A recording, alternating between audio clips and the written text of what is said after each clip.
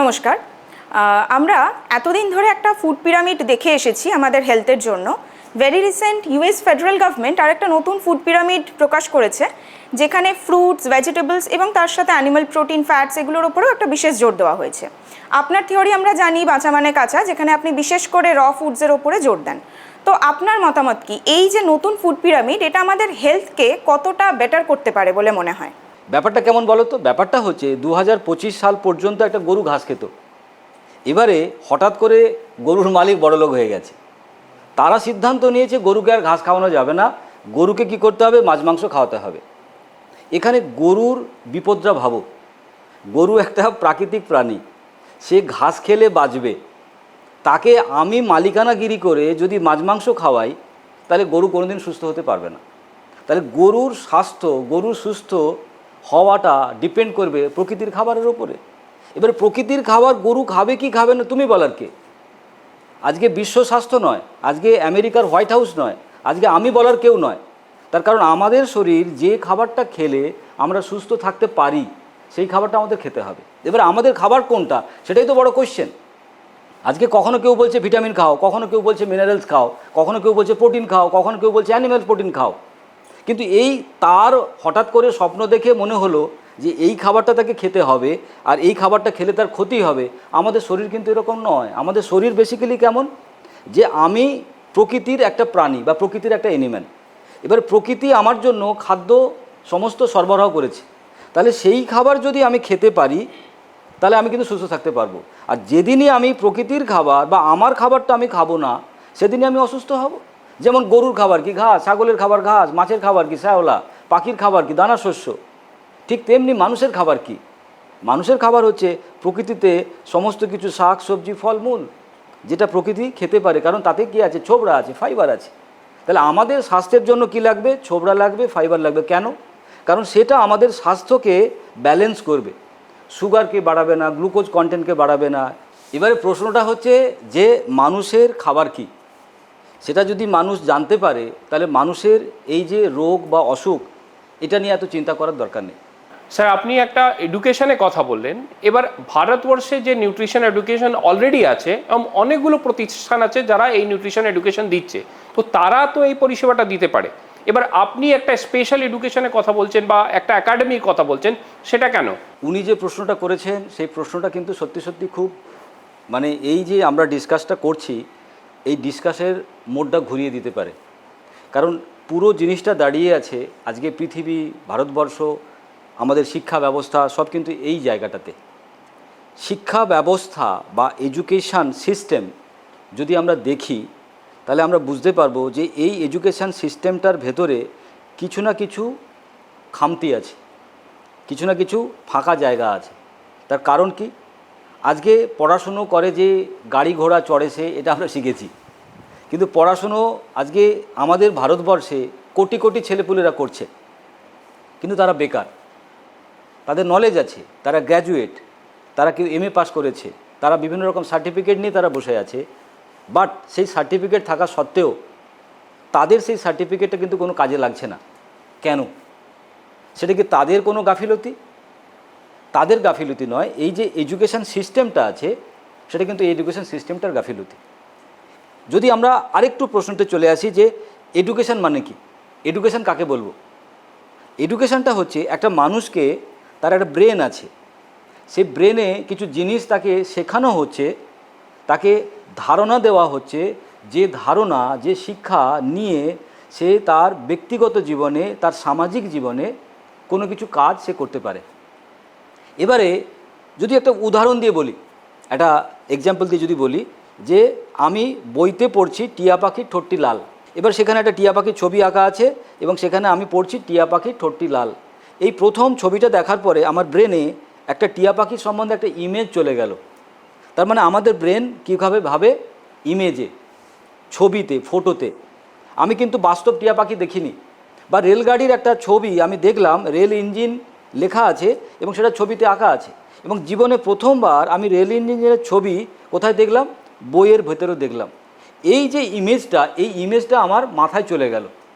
বাস্তব জীবনে যদি আমি রেল ইঞ্জিনের সামনে দাঁড়াই, সেটা একটা ভয়ঙ্কর বিশাল বড় দানব, লোহা দিয়ে তৈরি করা, তার বড় বড় চাকা একটা হুস হুস করে আওয়াজ করছে এবং তার উপর থেকে ধোঁয়া বেরিয়ে যাচ্ছে। তার মানে আমি যে রেল ইঞ্জিনটাকে স্কুলের ভেতরে, ক্লাসরুমের ভেতরে দেখেছিলাম, বাস্তব জীবনে কিন্তু আমি দেখছি রেল ইঞ্জিনটা একটা অন্যরকম। এবং সেখানে আমার মধ্যে একটা ভয় তৈরি হচ্ছে। অজগর আসছে তেড়ে, আমটি আমি খাবো পেড়ে, এই অজগর সাপের ছবি কিন্তু আমি বইয়ের পাতায় দেখেছি। সেখানে কিন্তু কোনো ভয়, সেখানে কিন্তু কোনো রকম ধরনের আমার কাছে একটা অনুভূতি ছিল না।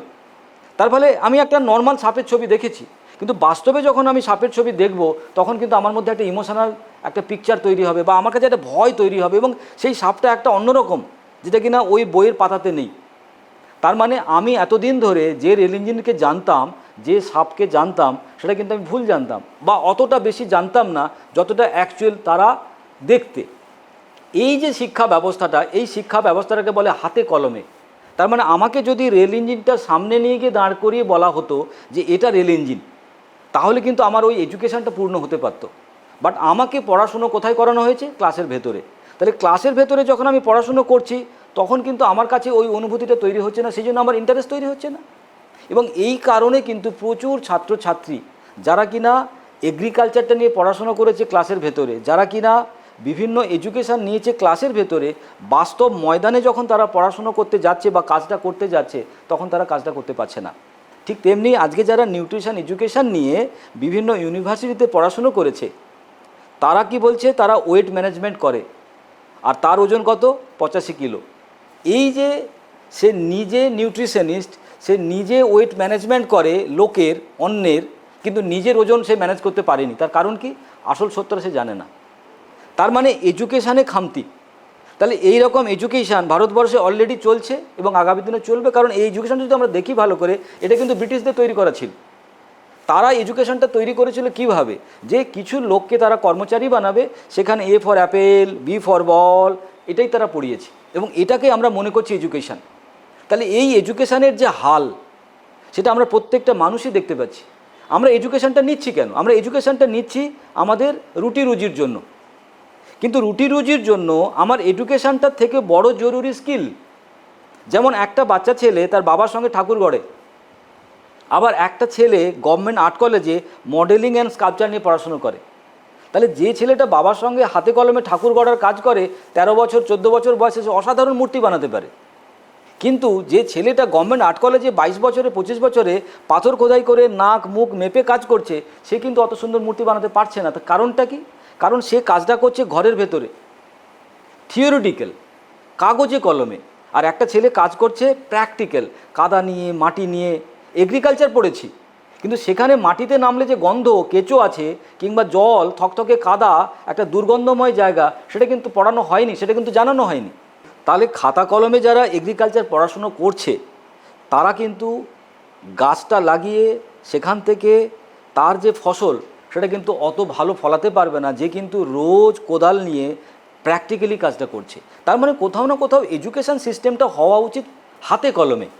মানে সেখানে আমি পড়াশুনো করছি খাতায়, বা আমি পড়াশুনো করছি বইয়ের পাতায়, তারপরে গিয়ে আমি বাস্তব জীবনে যখন পড়ছি তখন দেখতে পাচ্ছি এটা আমার জীবনই নয়। এবং সেই কারণে পড়াশুনোটা এতটা বোরিং হয়।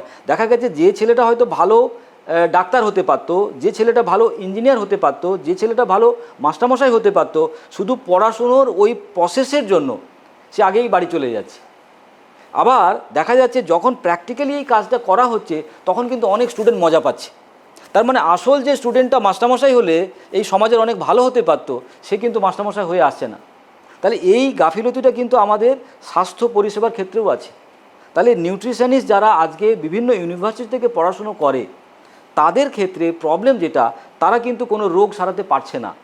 এটা সবথেকে বড় কোয়েশ্চেন। কেন? কারণ তাদের ওই পঠন পাঠন পদ্ধতিতে, বা তাদের ওই যে বই আছে, যে সিলেবাস আছে, সেই সিলেবাসে কিন্তু তাদেরকে পড়ানো হচ্ছে কি ভিটামিন খেতে হবে, প্রোটিন খেতে হবে, তাদেরকে কার্বোহাইড্রেট কম করে খেতে হবে, তবে তুমি ডায়াবেটিক ঠিক করতে পারবে। কিন্তু বাস্তব জীবনে এসে যখন দেখছে, তখন সেটা তার কোনো ম্যাচ করছে না। আজকে যে নিউট্রিশন এডুকেশানটা আমরা তৈরি করেছি, সেই এডুকেশানটার সিস্টেমটা হচ্ছে এরকম, যেখানে কিনা একটা মানুষ হাতে কলমে কাজ শিখতে পারে এবং বাস্তব জীবনে গিয়ে সে বিভিন্ন রোগের চিকিৎসা করতে পারে, এবং শুধু খাবার দাবার বদলে।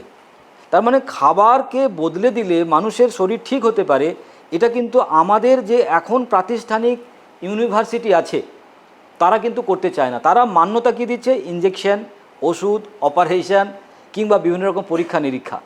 কিন্তু আজকে ফিওনা একাডেমি, যে একাডেমির কথা আমি বলছি, সেখানে কিন্তু আমরা শুধু বলছি খাবারই হলো আমাদের ওষুধ, ফুড ইজ আওয়ার মেডিসিন। তার মানে খাবার যদি ঠিক করে খাওয়া যায় তুমি বিভিন্ন রকম রোগ থেকে সুস্থ হতে পারবে। তাহলে এই এডুকেশনটা একটা ছাত্রকে দেওয়া দরকার, একজন সাধারণ মানুষকে দেওয়া দরকার, যাতে এই আদলে সে তৈরি হতে পারে। সেই কারণেই কিন্তু আজকে এই যে ইনস্টিটিউটের কথা আমি বলছি সেটাকে তৈরি করা প্রয়োজন। তার কারণ না হলে আজকে যে জায়গায় ডায়াবেটিক যেভাবে বাড়ছে, ওষুধ কি ছিল না? ডাক্তার কি ছিল না? সব কিছুই আছে। তাহলে তার সত্ত্বে রোগ এভাবে বাড়ছে কেন? তার কারণ কোথাও না কোথাও একটা ভুল হয়ে যাচ্ছে। সেই ভুলটা কি? সেই ভুলটা হচ্ছে মানুষ সঠিক খাবার খাচ্ছে না। মানুষের সঠিক খাবারটা কি সেটা জানতে হবে। সেটা কে জানাবে? সেটা ফিওনা একাডেমির নিউট্রিশনিস্টরা জানাবে। एफ एकेडमी में अगर कोई स्टूडेंट ज्वाइन करता है या एडमिशन लेता है, अपॉर्चुनिटी क्या क्या है? বহুত বড়িয়া কোশ্চেন। আমরা যখন কোনো জায়গায় নিউট্রিশন নিয়ে পড়াশুনো করতে যাই তখন কিন্তু সবাই মিলে আমরা ওই নিউট্রিশন এডুকেশন পেতে পারি না।